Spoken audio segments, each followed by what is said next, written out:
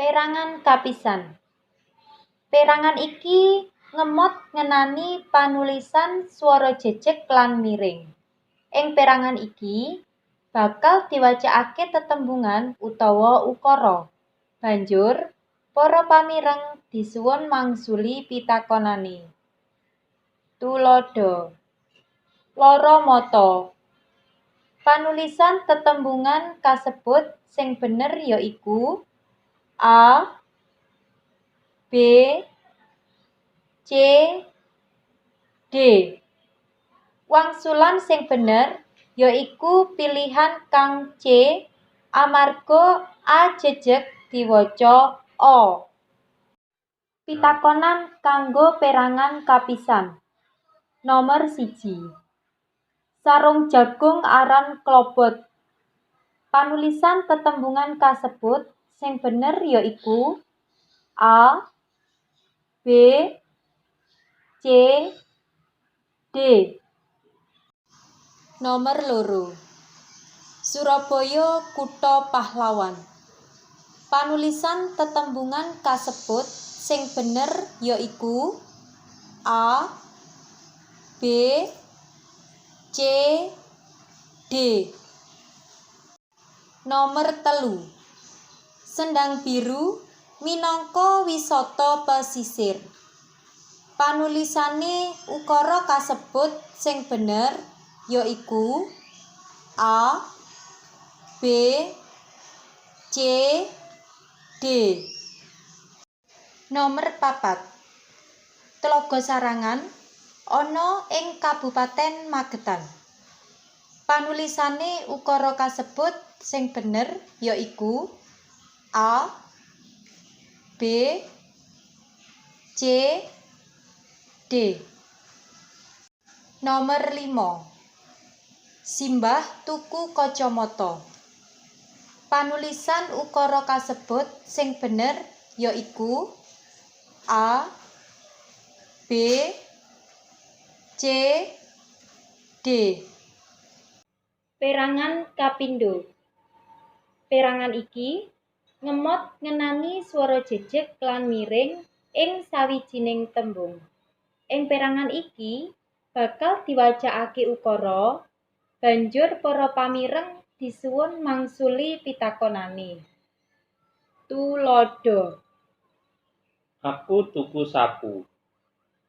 Aksara swara ing tembung tuku ya iku swara A, U jejeg, B, U miring, C, A jejeg, D, A miring.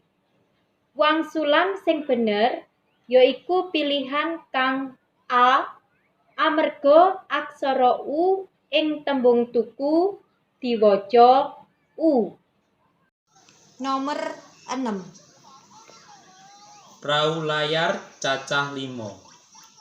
Aksara swara ing tembung layar ya iku swara A, O miring, B, O jejeg, C, A miring, D, A jejeg.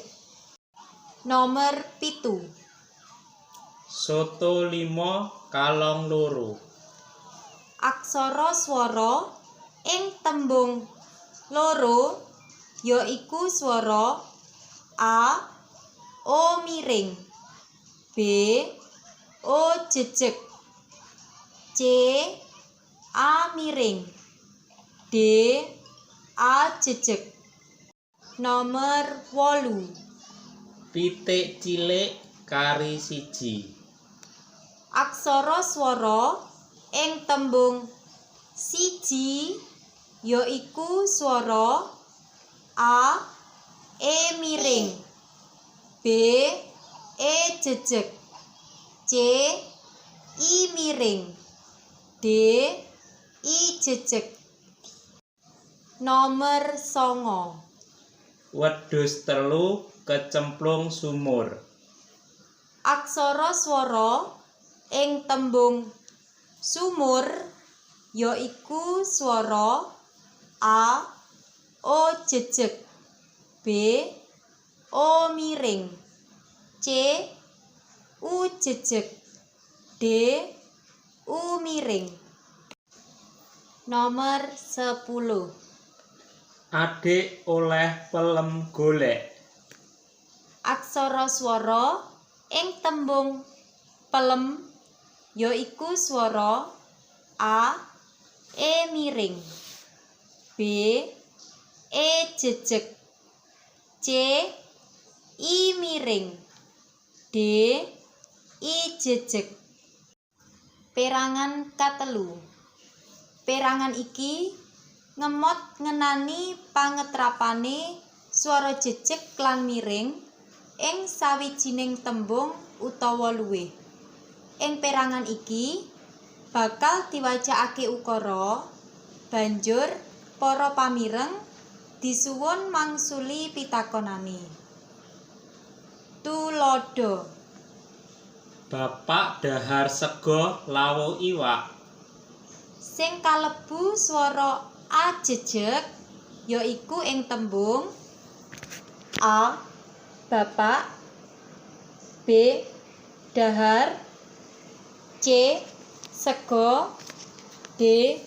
Iwak. Wangsulan sing bener ya iku pilihan kang C, amarga tembung sega diwaca sega. Mula kalebu swara A jejeg. Pitakonan kanggo perangan katelu. Nomor 11. Pitik tukung kluruk wayah esuk. Sing kalebu swara U miring ya iku ing tembung A, pitik lan tukung, B, wayah lan esuk, C, pitik lan wayah, D, tukung lan kluruk. Nomor 12. Ing kali ana krikil lan banyu mili. Sing kalebu swara I miring ya iku A, ing lan kali, B, krikil lan mili, C, ing lan krikil, D, kali lan mili. Nomor 13. Saben sore akeh arek mrana mrene. Sing kalebu swara E jejeg ya iku A, akeh lan arek, B, sore lan mrene, C, saben lan sore, D, arek lan mrene. Nomor 14. Gedhang raja bisa dimasak apa wae. Sing kalebu swara A jejeg ya iku A, raja lan apa, B, gedhang lan raja, C, bisa lan dimasak, D, gedhang lan dimasak. Nomor 15. Pak Reno duwe kebo karo dodol kroto. Sing kalebu swara O miring ya iku A, kebo, B, karo, C, dodol, D, kroto. Perangan kapapat. Perangan iki ngemot ngenani anane swara jejeg lan miring ing sawijining tembung.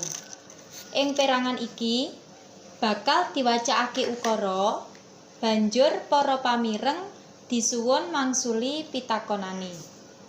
Tuladha: Pak Lurah nitih sepeda montor. Aksara swara ing tembung lurah ya iku swara A ujejeg lan A jejeg, B ujejeg lan A miring, C A miring lan U jejeg, D A miring lan U miring. Wangsulan sing bener yaiku pilihan kang B. Amarga tembung lurah diwaca lurah, mula kalebu swara U jejeg lan A miring. Pitakonan kanggo perangan kapapat. Nomor 16. Klapa bisa didadekake santen? Aksara swara ing tembung santen yaiku swara A jejeg lan E jejeg, B A jejeg lan E miring, C A miring lan E jejeg, D A miring lan E miring. Nomor 17. Kebo minangka salah siji sato kewan.